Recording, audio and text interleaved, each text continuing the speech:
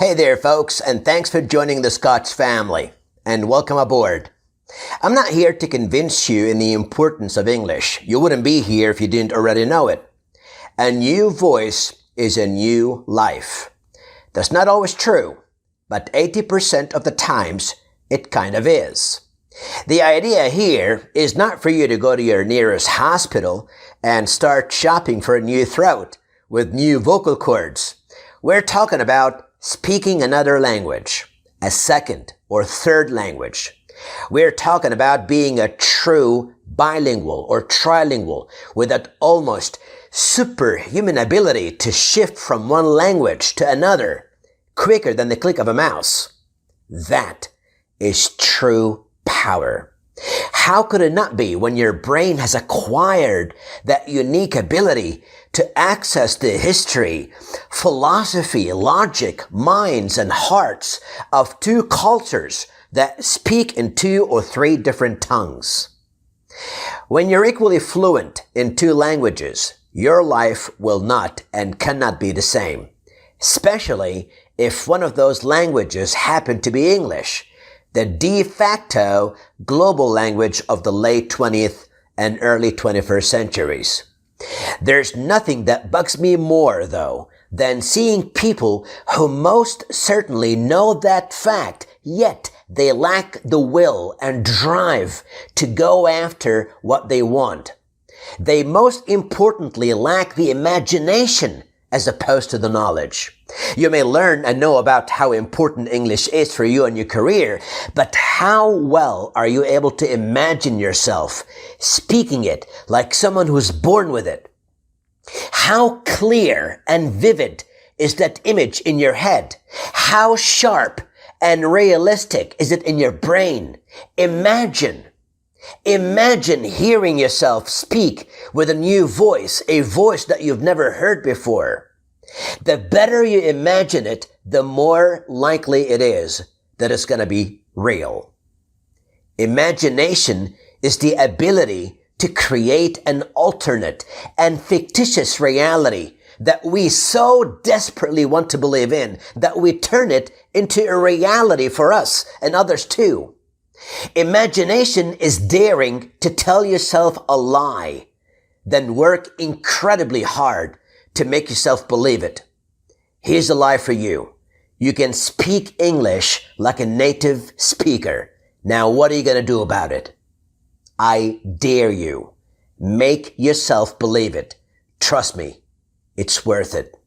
Speaking 2 languages with native-like fluency is almost like living 2 separate lives in one. It's a gift and a blessing. I've taught English for over 12 years, and on the first day of each course, I always know who will walk out of it as winners or losers. I often have 60-70% of the students attending the course finishing up the course as winners. To walk out of it as a winner, you would have to show clear progress in your speaking and listening skills. It's simple. You would have to demonstrate that you can hear your own mistakes and correct them, speak smoother, faster, and more natural. The interesting thing is that 50% of the 60 or 70% always happen to be converts to winning. At the beginning, they may not be seriously committed or doubt their own ability, etc. But once I stir their imagination and help them to visualize the achievement, their whole attitude changes and they all of a sudden get obsessed with it. And I know they get obsessed. They get addicted to it. Why? Because they can visualize success. They can see it. They can see it clearly. Period. It's about imagining success. You give someone hope, a true hope, and you'll get them to follow you wherever you want to go. My job as a teacher has always been to make those students' dreams, which seem very far-fetched, look within reach. For you to succeed in anything you do, it's imperative that you put yourself in the right state of mind. Unfortunately, most English learners begin learning English while they are still in an unready state of mind. Most of them start an English course hoping that things will just happen for them. And guess what? They never ever do. They think that by sitting in a classroom for 5 hours, listening to someone speak the language, and by doing worksheets and other types of activities, somehow they will miraculously master the language. Okay, so let me save you some time. It will never happen for you. There are no shortcuts. You will never get fluent unless you work hard for it.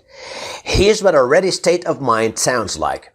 I know that it's going to be so tough, but I know I can do this. And I will, because I want it, and I need it very much.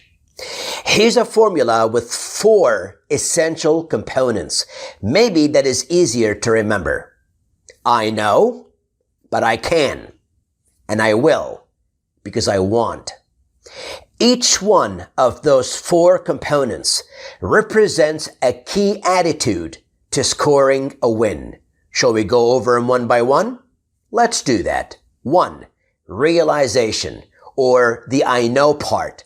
When you know, you realize, you understand the reality and nature of an object, process, or problem. In the context of language learning, or more specifically English learning, you understand the complexity and challenges of learning a new language. You need to realize how much time and hard work it's going to require. Be realistic. If you don't know, do research and get knowledgeable. 2, confidence, or the I can statement. If you take on a challenge, any challenge, which you think you can't or won't be able to complete or overcome, well, the outcome's already been decided. You've got to say to yourself, I can do this. And you've got to really believe you can. Approach each challenge with a can-do attitude. You don't walk into a boxing match and expect yourself to win when you're already imagining yourself walking out of the ring knocked out. 3, commitment, or the I will statement. Confidence and a can-do attitude are great and indeed essential, but won't get you anywhere without utter devotion and commitment to what you're trying to achieve. By making that I will statement, you're promising yourself that you will never abandon your goal, or that you will stay with it right through till the end. 4, motivation, or the I need statement.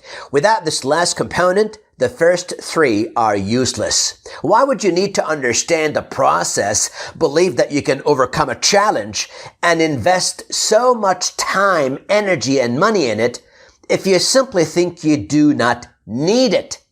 Well, you won't, and you shouldn't. Sometimes, though, that doesn't come naturally to us. We've got to motivate ourselves. And oftentimes, that is the biggest challenge for most of us. How do we keep this energy flowing? How do we keep this tank full? That's a skill that very few people possess, probably because it's very tough to learn or teach. So that's it. Before you start learning English, think about those 4 components. Do you have them all? Say this to yourself. I know that's going to be very tough, but you know what? I can do it, and I will do it because I need to do it. Make sure you remind yourself of that every day. Thank you.